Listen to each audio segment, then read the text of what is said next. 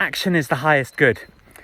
I don't know if Aristotle actually said that, but I certainly remember learning it in my philosophy degree, first year, a long time ago, year 2000, if you can believe it. I enjoyed Aristotle, actually. The first year was the best of my 3 years at uni.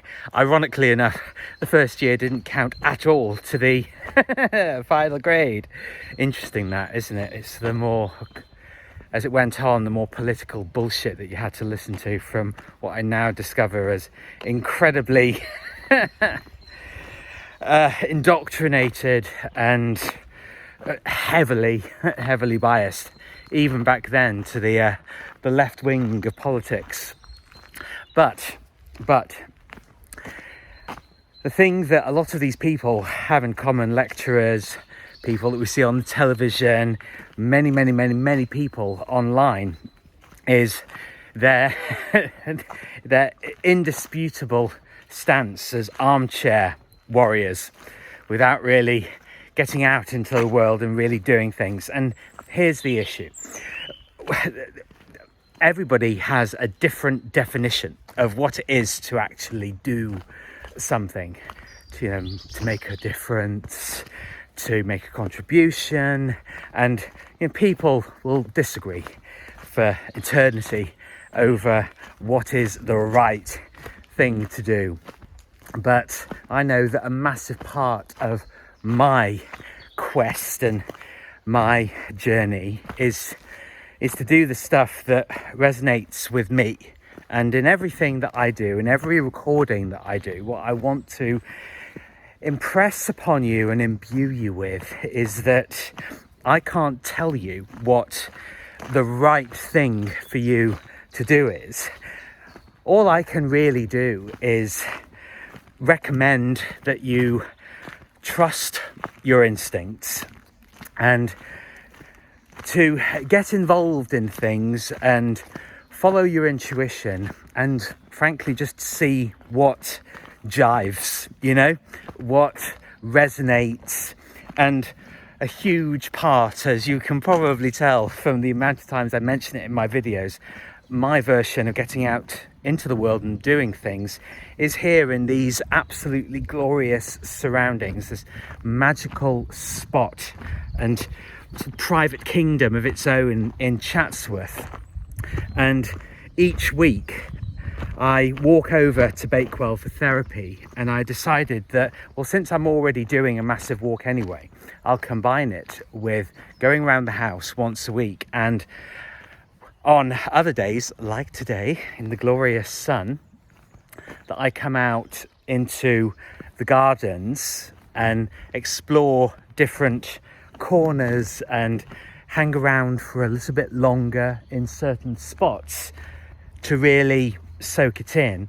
And when I'm going around the house, of stopping in a particular room or a particular series of rooms and having fantastic, which I have, chats with the various guides and just spending time with the ones that I gel with, that I can feel their enthusiasm, and it fills me with joy to spend time with those particular people and stay away, should I feel like it, from the people that I don't really feel an affinity with, and allow myself to ask the questions that I want to ask, without feeling silly.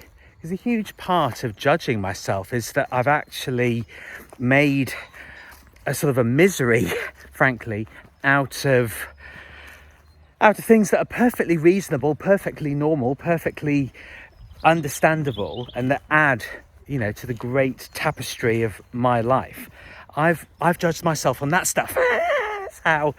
It's how now ridiculous it seems, but of course none of it is ridiculous, because when I met my ex-boyfriend, long before that, and forgetting lockdowns and COVID, I had been isolating myself for a long time anyway. What was really interesting was, and this is why he's a fabulous therapist, and I feel very blessed and lucky to have met him. What was really interesting was my therapist last session asked me, well, was it isolating or was it waiting? And I thought, wow, that's a profound question.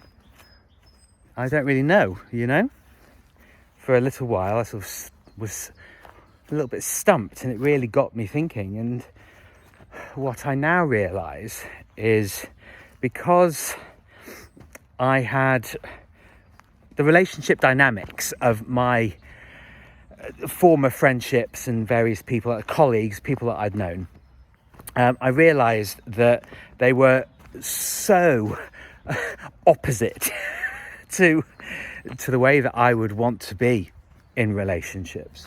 But I'd made excuses for people.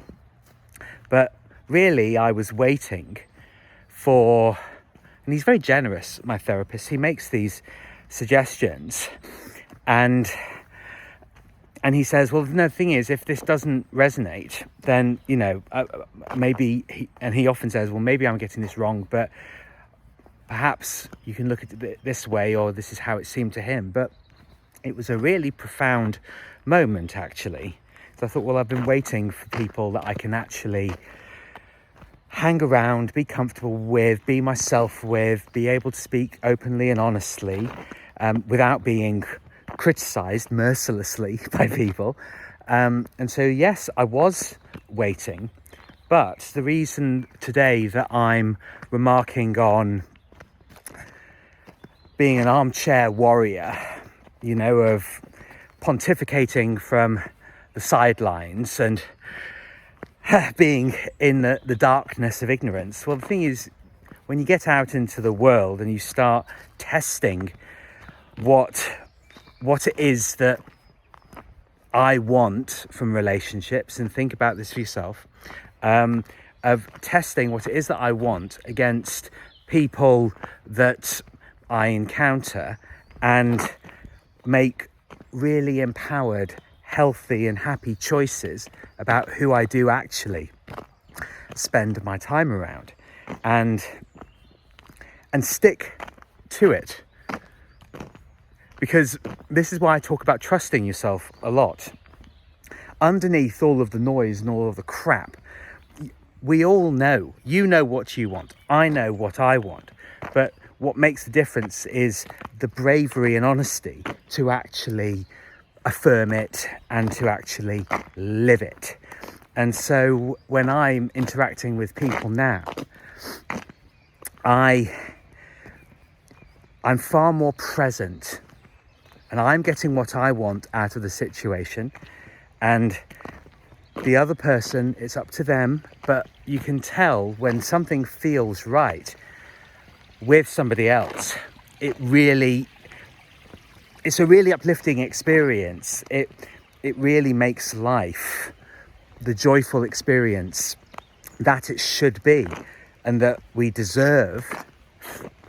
But it has to start with really, really good decisions. So you do have to know what it is that you want, and then going out into the world and actually be open to the possibility of finding it. And it's a miraculous feeling that when actually it happens, you can stand there, I stand there, and say, yes, I did this. I asked the universe, asked the Lord, asked God, whatever it means for you, what I wanted. I trusted myself. I went out to do it. And guess what? Ask, and I will receive.